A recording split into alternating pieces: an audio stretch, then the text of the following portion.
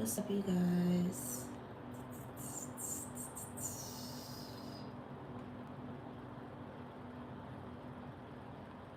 It's the Authentic Empress.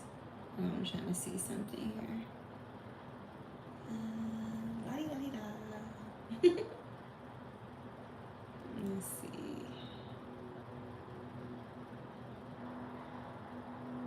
Okay, there we go. What's up, you guys? It's the Authentic Empress.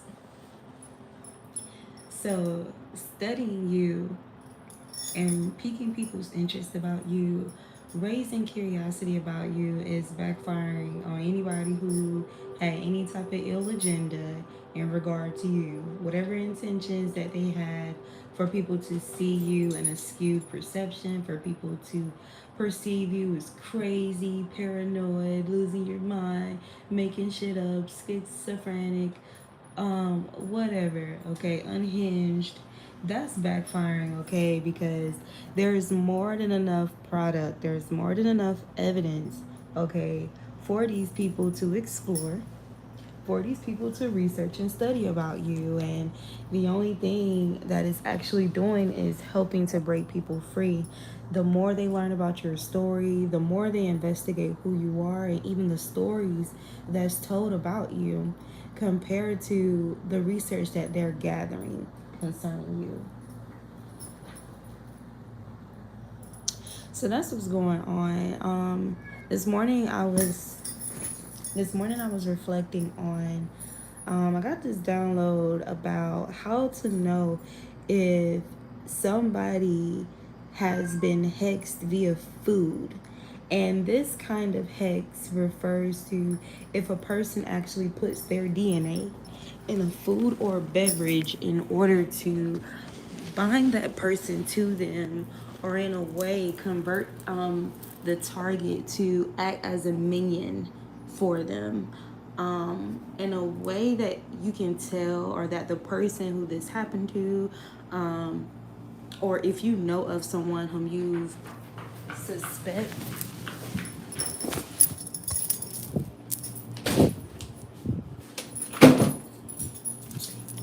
if you know of someone whom you suspect this could be happening to, what that could look like is, if you gotten any kind of insight of the person who you suspect is hexing people's food or beverage, or a particular person, if you got any insight on this person's behavior, if they're toxic, if they tend to be jealous, if they tend to be envious, low vibrational, making up false things about you to manipulate the person,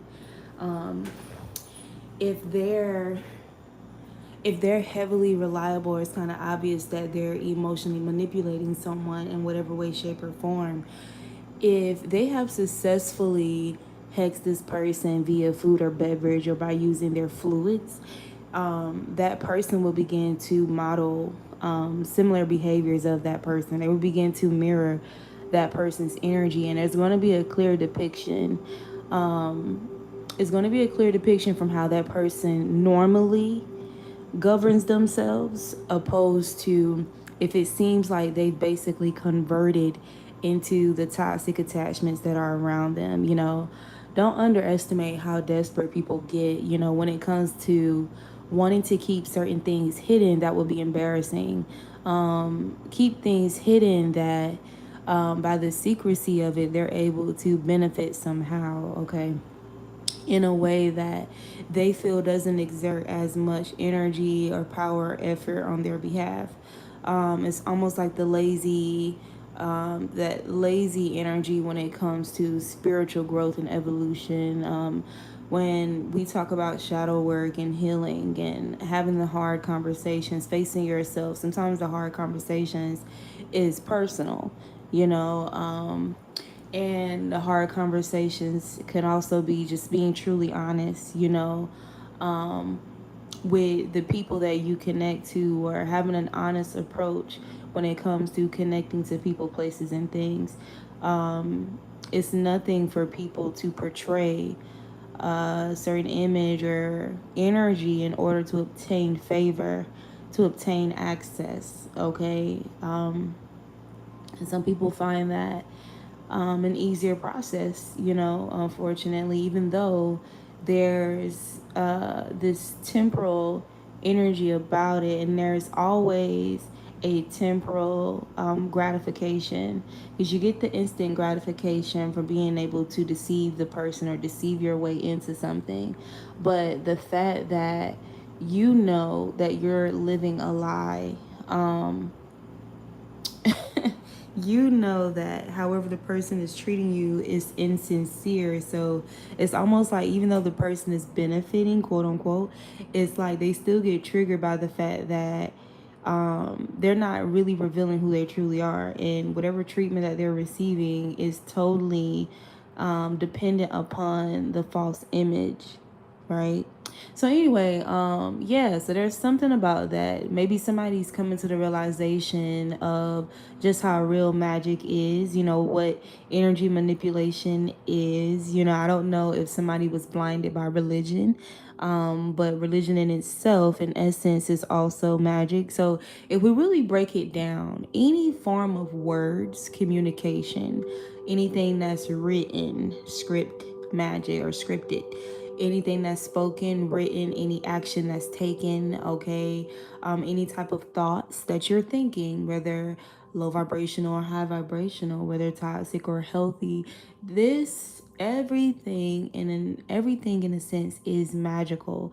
Everything's magical. Everything's energy manipulation. Everything's alchemy. Every single thing. Everything. Even the things that we can see in tangible form or tangible expression, like planting a seed, and then that seed grows roots, and then it becomes a sprout, and it becomes a plant that eventually bears flowers or fruits, right? So anything that is planted, any intent, the fruits of that intentions is going to be revealed one way or another. It's going to be revealed, right? So sometimes the waiting game is necessary. Sometimes patience is necessary, especially as a prophetic being. If you're somebody whom you tend to be someone who identifies things early on, you are able to see through the veils early on, and because of those veils, or people's lack of insight and discernment, for a while you may have to walk through that valley of being cloaked with accusations of paranoia, and oh, that person's crazy, that person's making up things, for the simple fact that their discernment isn't at an intensity, or it's not attuned for them to be able to see what you're able to see before time. So it's a blessing to have foresight. Don't ever let anybody make you feel like your blessings are curses because of what comes with it, because of how people respond to what they fear, what they don't understand. So yeah, as long as you don't allow yourself, and there will be a challenge, because there's a lot of projections to make you feel that way throughout your journey, especially if you are a seer, if you are very sensitive to energy, okay. But that's a part of you putting on the armor of that tough skin, you putting on the armor of a strong will, you putting on the armor of a strong mind, you putting on the armor of confidence and self-love, you putting on the armor of faith in the divine. Okay, you putting on the armor of intelligence, and understanding and knowledge, and continuing to cultivate all the things that I just mentioned. That's the thing, making sure your Seven of Pentacles reflects you investing in all those things that's going to strengthen you against what's commonly used against everybody for ill will or ill intent or out of ignorance, right? So as long as you, in any space that you're in any circumstance you find yourself in, as long as you dedicate time to invest in cultivating the things that is sure to strengthen your soul, your mind, and your body. Okay, if people are attacking your way of living or your stability, for example, if there's people who feel intimidated by the strength of your vessel, okay, if you're somebody who's generally healthy, you understand the necessity of a healthy lifestyle, okay, so you're selective about what you consume, okay, and there are certain resources required for you to selectively consume, right? There's still ways that you can still obtain that. And for example, even fasting, if you even have to go without, okay, at any time as a result of challenges that arise because of people wanting you to be removed, be eliminated, okay, because you're messing up what they got going on to help them function, what they believe they need to thrive, okay, opposed to things that are genuinely concrete, okay, and valid according to God, for us to be able to thrive.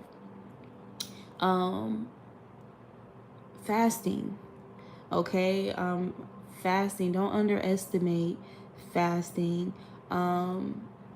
And just being wise with your resources, with whatever you're having to work with, okay?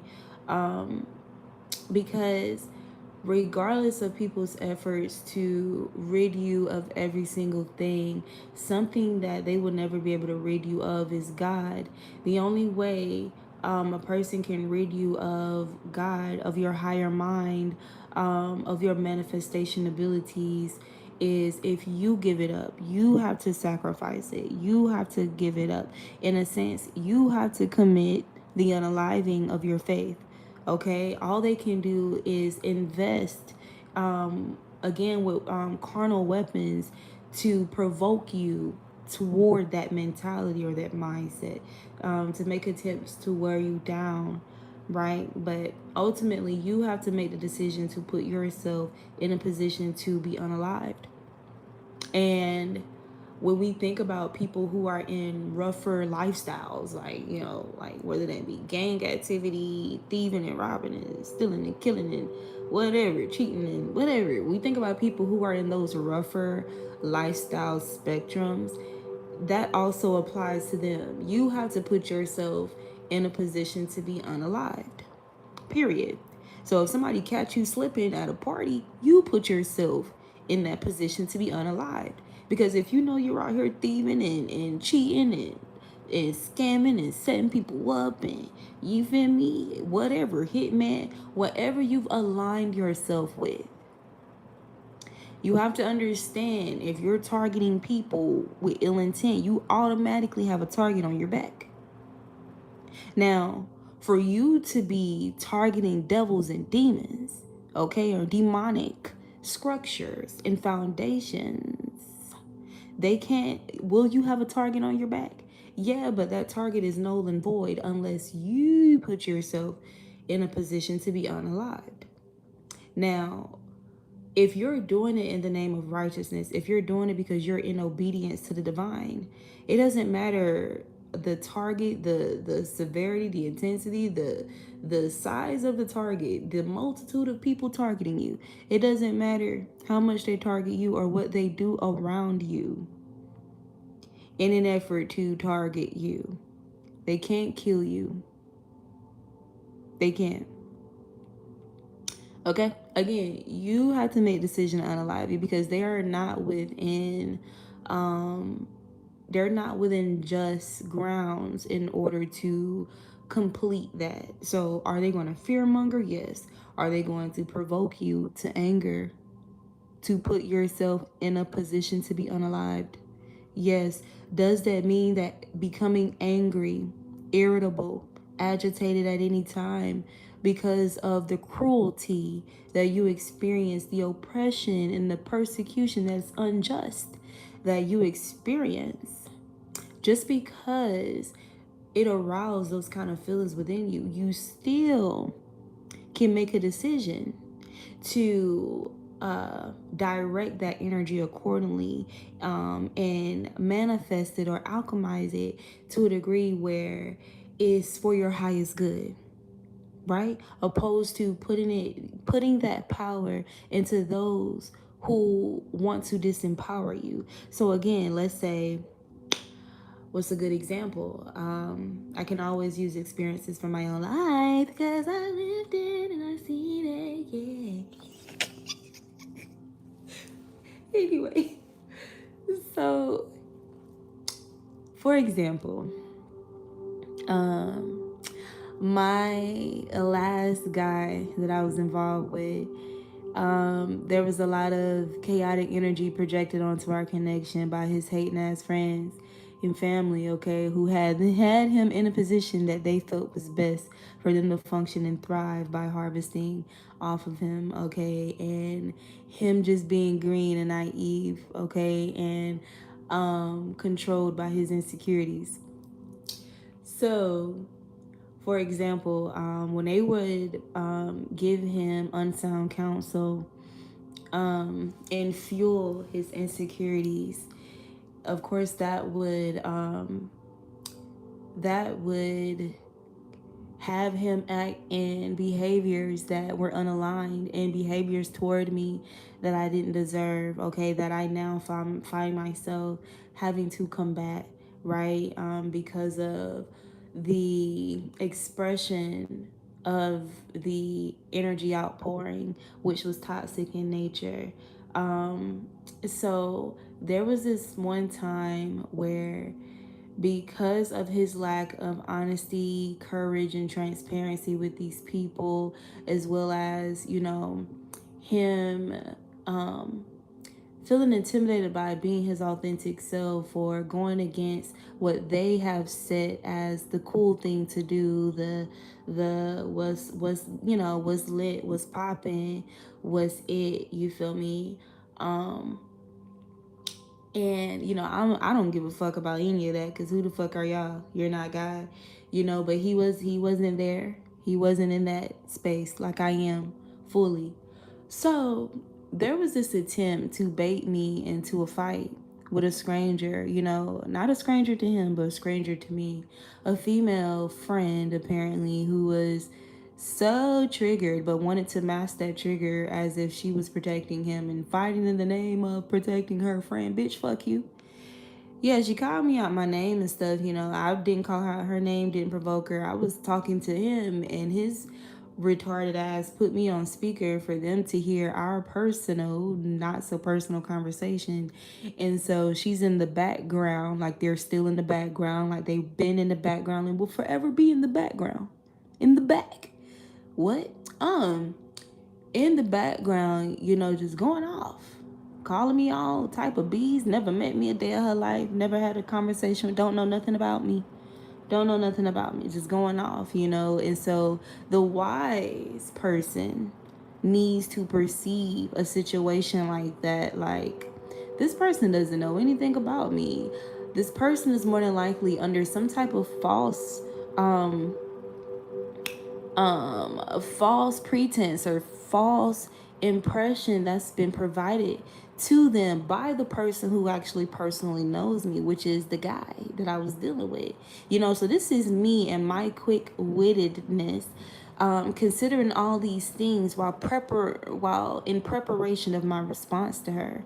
And so I basically handled it, like a true woman with respect for herself should, when it comes to how I responded to her. And I let her know, I don't really use that term loosely. I make sure if I ever call anyone a bitch, that they have every definitive reason to be defined as a bitch. So anyway, but there were threats to beat my ass and stuff like that, and he didn't necessarily try to diffuse the aggression, the chaos, and discordance. If anything, he was going to have me just go into that. So again, considering my circumstances at the time, because I needed somewhere to go, and he was like the only person, for me to really call at the time. And so here is the type of person, type of soul and believer in the divine that I am. When it comes to the full energy, right? I'm not new to this. I don't care what I have to do to secure my safety and protect, whatever I got going on. I'm willing to do that, but I'm not willing to do it in a ignorant manner. So let me be clear. Did I go toward that situation? Absolutely not, because why would I put myself in a position to be unalived? You get what I'm saying? And it's not even a matter if I would have won the fight, if we would have fought. What sense does it make to fight an obviously toxic, deranged, unhinged, demonic, confused, okay, unintelligent, ignorant being who's obviously triggered by me and the essence of who I am? Why would I put myself in a position where everybody that's involved are all against me, even though they don't have a legitimate reason to be against me? So, meaning there's something operating these people spiritually that is not of God. So, the wise decision would be, let me not put myself in that kind of environment, right? So, that is what I mean. Whenever people, try to bait you into positions, pulling you down to whatever level that they're on, they need to do this so that they can do something permanently damaging. Okay, whether that is, when you think about people who lose their minds indefinitely, okay, people who lose their sobriety indefinitely until their death, people who give themselves or give their lives over to prostitution indefinitely. And the reason why I'm using the word indefinitely, or rather permanently to an end, is these are those people who just, they submit to it. I'm not referring to the people who find themselves in those circumstances due to trauma and extreme lack and poverty and heavy manipulation and even spell work and witchcraft and voodoo root work. But they're able to break that and escape, that. I'm not referring to those people because obviously that's the thing, even Jesus ministered to druggards and drunkards and prostitutes and people who were sickly and diseased and had, leprosy and all of these things that were supposed to or had the possibility to have a permanence to it. Even he ministered to these people for the simple fact that God can save you from any and everything. But your free will, your faith has everything to do with the possibility of that being accomplished. Again, you have to put yourself in a position of being unalived. And when we think about the word unalive, that's not always only referring to the loss of your life. If you are not living, okay, we are aware that we're, in a spiritual world, okay? Just because somebody, and I say it all the time, just because somebody says that they're spiritual, that's not telling you anything. Everybody's spiritual. Even if an atheist is spiritual, everybody is spiritual, because your body would not be operating if there is no spirit within driving it. Whether those spirits be of evil or of divinity, whether they be of health or of disease. Okay? So again, understanding that we're in a spiritual world where there's a lot of things that are around us and present in coexistence with us that are unseen to the average soul, the average eye.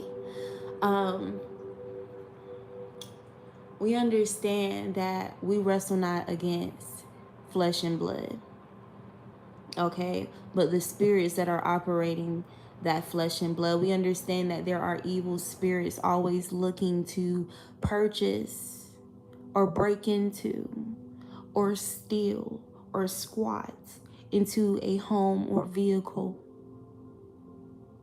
Okay, they're always looking to possess people. So again, an example of putting yourself in a position of being unalived is going into an environment where there's a lot of souls, a lot of spirits, a lot of bodies that spirits can drive and possess, and you becoming drunk out of your fucking mind, you being unaware of your surroundings, and somebody slipping something into your drink. Now you're unconscious, you can't really govern yourself wisely and accordingly. You're extremely vulnerable around demons. That is putting yourself in a position of being unalive. This is why, if you do not have sovereignty, if you have not truly achieved self-confidence and a strong, unmovable faith with the divine, you need to be mindful about going out into public spaces, especially the club or party life or party scenes, concerts, anything like that.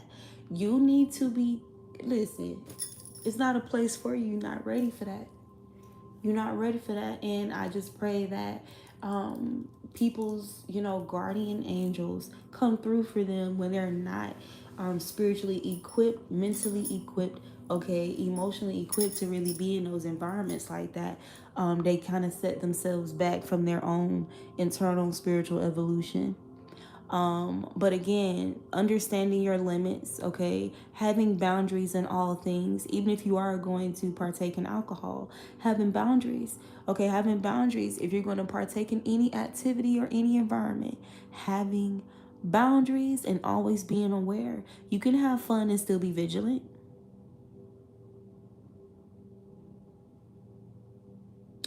And if you just want to freely have fun, then you will have to seek out those safe spaces where you can do that, right? And it's not that it's unachievable. Again, like I said earlier, the things that put us in a position where we can't be conquered or overthrown are, those internal things mostly that we're supposed to continue cultivating for our entire lives. There is no such thing as, oh, I'm discerning, I'm intuitive, I have psychic gifts and abilities, and so I got it. You feel me? Like, there's nothing I need to do to continue to be sharpened, to sharpen my. It's like even with having knives and swords, or swords, whatever, however, tomato. Eventually, they get dull, after various use. They get dull, and so you need to resharpen them or purchase new ones, right? So that's how it is when it comes to those things that strengthen us for the battle, for the war, just like the ability to rest, to take refuge, okay, to restore yourself in between battles, right? Also understanding how to create that within self, de- regardless of um regardless of your circumstances, regardless of your resources, whether you have plentiful or not so much in whatever season, right? This is why it's very important to achieve that with God and within yourself. This is why it's very important to understand how to regulate your mental health, your mental wellness, your emotions. It's important to master how to regulate your emotions on your own and not put that power into the hands of another person to regulate your emotions for you, to restore or raise up to a healthy balance your confidence after people, after people throw darts to target your self-esteem. Okay? Whether that be passively or impassive, whether that be through things that you see, things that you hear, things that you feel. Okay? It doesn't always have to be somebody who's aware of you and your existence directly. It can be things that you come across in passing, right? There's always going to be attempts to or people fighting to get into the best cars or get into the best houses, and that's another illusion that you can't allow yourself to fall for when it comes to people who are soulless, or people who are filled with toxicity, who may have nicer things in the flesh. Because even those people, and the reason why some of you will find yourself like throughout your journey having people who seemingly have more materially than you being jealous or envious or feeling intimidated or feeling like they want to eliminate you, feeling like they want to remove you from spaces. Because on a spiritual level, just like they were, or that they desire to have the finer things, which there's nothing wrong with having the with desiring that or having that at all. It's about the perception. It's about the understanding that the person has about it. It's about, how much they attribute or contribute to that, and if it's healthy. Okay, rather than coming from a place of unnecessary competition, or deriving your confidence from those kind of things. So again, when you are somebody who loves yourself genuinely, loving yourself is literally like those nice houses that, not everybody, manifests being able to have a big mansion, nice house. Okay. Not everybody is going to achieve becoming a Supreme Court, justice or judge. Not everybody is going to achieve, you feel me, certain luxuries in life. So you have to look at a person who loves themselves, a person who is authentic, a person, who feels confident in their vulnerability when they're vulnerable. Nobody can weaponize their vulnerability against them, no matter what's going on in their life. A person who's confident in, expressing themselves honestly, not being ashamed about who they are. Um, that's equivalent to the things that are in a small percentage that not everybody acquires in life materially. That's equivalent to that when it comes to the spirit realm, especially when it comes to demonic spirits who want the opportunity to dwell in your secret place, dwell within you. Okay? It's almost like that scene from the Scooby-Doo movie when they were like real people and they were swapping souls, or like swapping bodies, like their souls were being mixed up into one another's bodies.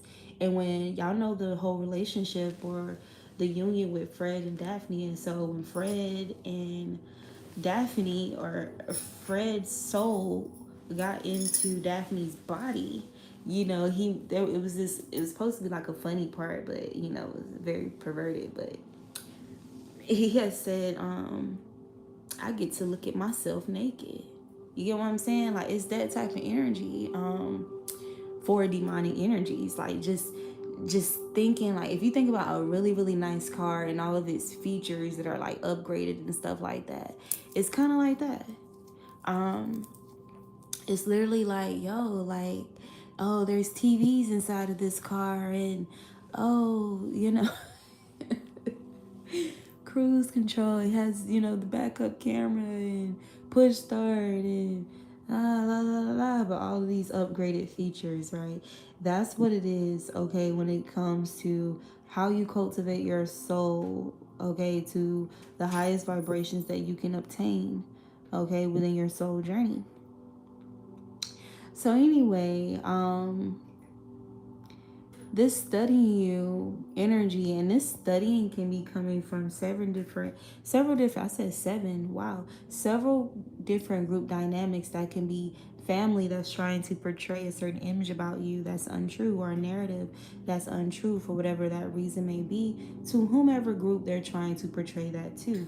Okay, this could be people that was connected to a love situation you were a part of, or a union that you were a part of, people from work or your job, or old friends or associates, people who become familiar with you for whatever reason it may be, whatever led them to you, whatever encouraged or provoked them, or persuaded them to study and investigate who you are. That's backfiring on whomever these cult leader like energies were that directed this energy toward you. It's backfiring because they're only coming to you, and these people, like the people that they're bringing to, you're breaking these people free. And even if you're not, you're creating chaos within the groups, because it's like there's something about you speaking truths, and truths are swords. Truth is what breaks people free. Deception is what puts people in bondage. Truth sets you free. So when they come onto you, it doesn't matter whatever prejudgments that they have. The fact that you're speaking the truth in general is breaking chains. And it's almost like the person who's puppeting these people, they have to go into overdrive to reestablish whatever mind control, whatever hexes, whatever spiritual manipulation, roots, whatever that they've done in order to control these people or dominate these people somehow, or dominate their perception. They're having to exert more energy, exhaust themselves, and that's the pro of it all. That's the benefit of being targeted by people who seemingly developed a lot of power from doing ill will. So that's kind of the blessing of the curse. So somebody whom God sent to be a blessing, somebody who is eligible to be a vessel of God, someone who's eligible to be a vessel of God. Anybody who's trying to curse you, you understand that curse is no match to the blessing. It's no match at all. There will be an illusion to swap perception. And what I mean by that, the illusion would be to make the blessed one feel like they're on grounds of being defeated by the curse, or that they should fear the curse or those who curse them, when in actuality it's truly the other way around. The ones who curse you are really the ones who are in fear of you. Okay? And a healthy mind, a healthy soul that is one with God understands that those who curse you are really in fear of God. Okay, the one who blesses you, the one who equips you with your gifts and your discernment and your prophetic abilities. They really fear God. Okay, but people who are so small or narrow-minded, they're limited, or they're surface level. You have to understand that's why they project so much hatred and envy and jealousy onto you, because they're surface level. They're surface. So they're going to think that the surface is the source of the problem or the issue. And it's not that they're altogether wrong, but they're certainly not altogether right. So anybody who works against you is working against God. And it doesn't matter if it seems like some things are, it seems like you're dealing with circumstances that you don't deserve. Okay? Even those circumstances are no match to who you are on a soul level. Like, if anything, I hope you continue to grow to understand that whatever circumstances you face is no match to the quality of soul, the quality of mental health, the quality of emotional strength, the quality of heart, the courage of your heart is no match to all of those things. And that's why you find yourself facing those kind of things. Not only to remind you or bring you fully into self-knowledge, knowledge of self, okay? But also to confuse your enemy, also to continue your ministry and who you are, okay? Because breaking generational curses goes beyond just your own bloodline.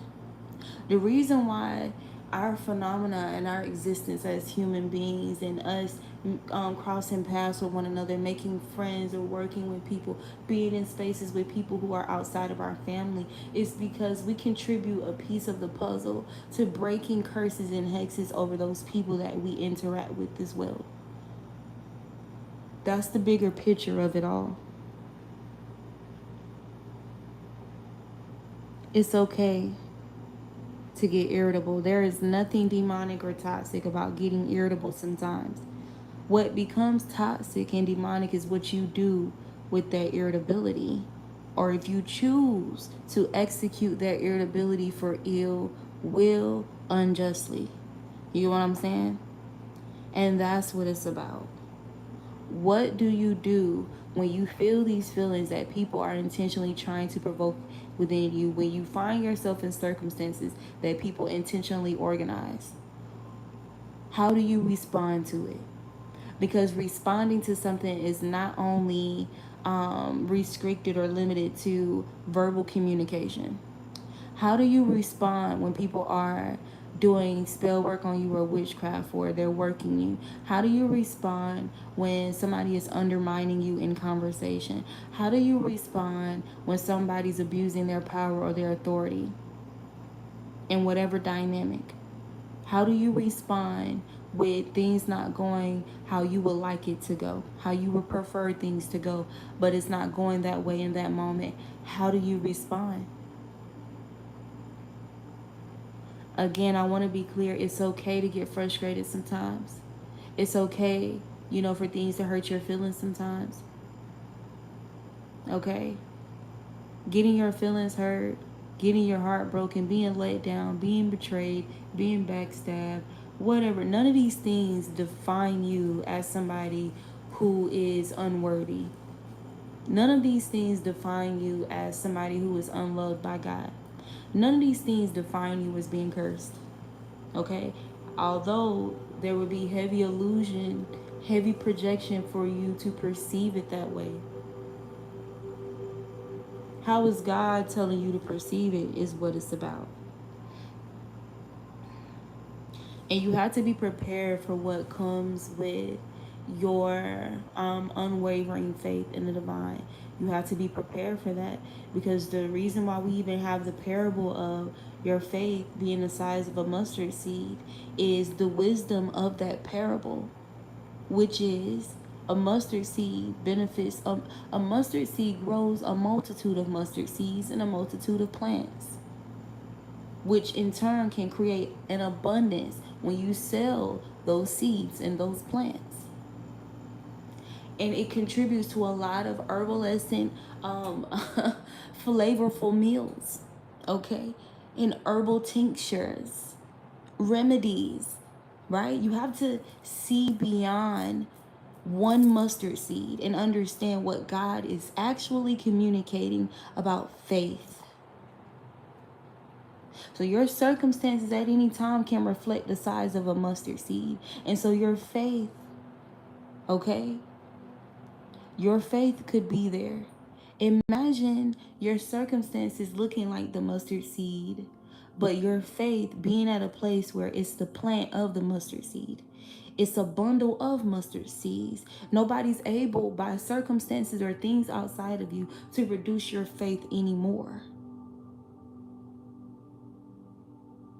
Imagine what that looks like and what you're actually cultivating, what you're actually manifesting. And that's what you have to hold fast to, not the illusions of the world. Right? Because another thing that you should consider is, why is God allowing it? Right? Why is God allowing it? And just because God allows it doesn't always mean you did something wrong. Right? It doesn't mean that these people are powerful than you. It doesn't mean that you're defeated. Why is God allowing it? Right? God giveth, God taketh away. Can you trust God? Can you remain loyal? Can you remain faithful? Okay? Can you remain true to yourself just for this season? Until I give you what was taken away. And not just give you what was taken away, but give you more.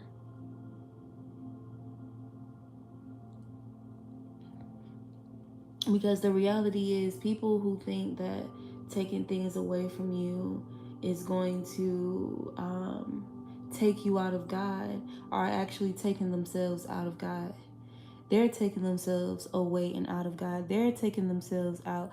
They're stealing from themselves. They're robbing themselves. And they're blinded by the illusion of focusing their intention on you. But they're robbing themselves. And anybody who thinks that they're stealing something from you out of ill will or ill intent, they're actually giving to you. They're actually pouring into you. That's what's happening. You get to decide what you're going to do with any and all energy that is projected, conjured toward, used to conjure things in your life. You get to decide what to do with that energy, because it's energy, it's currency. So what happens when you decide to keep all of the energy, even the energy that's intended to be toxic? What happens when you just continue, you just decide to keep it and put it in God's hands, the potter? What happens? What happens when you use your words to manipulate the energy that's being used to cause you misfortune? You have a lot more energy to work with. You already generate a lot of energy on your own, which is why people are always trying to harvest it, right? So if you are a manifesting generator alone, imagine what you're able to do with the energy, even if it's out of ill will, that's being projected, or people are just giving it out freely, just giving it out, right? It's almost like bringing an injured animal to you, and then you just do with your wisdom, your understanding, your skills, your intelligence, your education, you utilize and cultivate those things to restore that animal's health. That's kind of what it's like when people send you bad things, when people do bad things to you. So whether you're at a place or you have your days where you master, not allowing yourself to become irritable, and even those days when you do get irritable, or because you're supposed to feel overwhelmed, okay? Because that's the intent of who's ever casting that. Again, like I said, it's about what you do with it. It's about how you govern yourself when you feel those things. What do you do with it? Mm.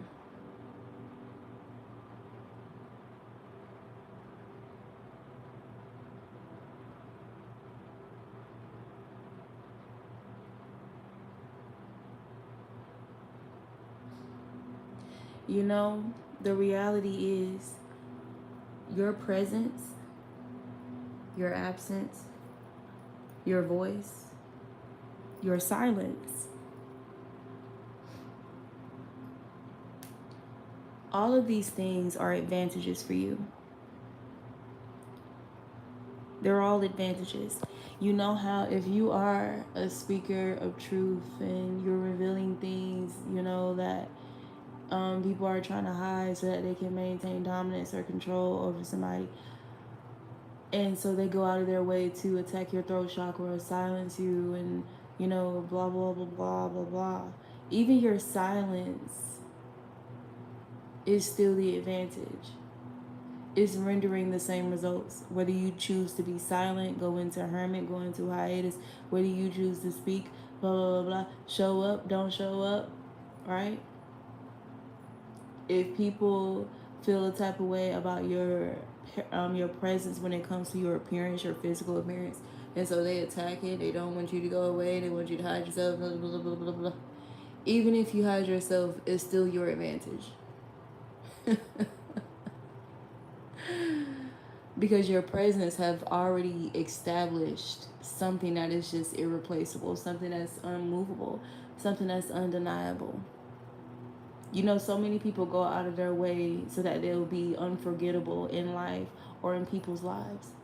And the fact that you don't go out of your way to do that, the fact that, if anything, you leave things with people that are being translated out of you, but from source, right? It's almost like how, okay, God has created us and God has given us breath to breathe and a mind, to process things. Those are things that, it doesn't, a lot has to be done for those things to be removed. Okay? A lot of breakdown, all of that has to be done for those things to be removed. Even if you think about Alzheimer's and dementia and stuff like that, and how too much, sugars and stuff can deteriorate, your blood vessels and things like that. Or your synapses and all of that in the brain. There are certain memories that kind of just never go away. And I know that personally from my grandfather. My grandfather, memories that would never leave him was always about his mother. He would always talk about his mother, And also, his belief in God never left him. Even when he forgot most of his grandchildren's names, and when he forgot people's names and stuff, And honestly, knowing my granddad, I feel like some of them he just acted like he didn't know their name. Because they was full of shit. You feel me? But there's just some things that just never leave, It never leaves. It regenerates itself. And the memory of who you are is literally like that. Your essence, your soul is literally that when you are anointed, when you're a divine being and you do everything. You do what you must to retain your purity of heart. You do what you must to retain your identity, okay? No matter who it triggers. Because just because they're triggered, that doesn't mean they can kill you with their energy weapons. I mean, it's almost like they're kind of shooting at you. They're shooting at you with their triggers, okay? They're trigger happy, okay, first of all. And they're shooting at you aimlessly. They're shooting all around you. They're shooting up shit that's around you. Shooting people around you and shooting things that you have. Shooting up your house. You need a new house. Shooting up your... You feel me? They shooting up shit around you with energy weapons. Right? You may even get grazed a little bit, if that. You know what I'm saying? But they can't kill you just because they're triggered and they want to do energy work. They can't take you out. They can't kill who you are. You know what I'm saying? Again, unless you put yourself in position for that to happen. All right, you guys, that's all for this video.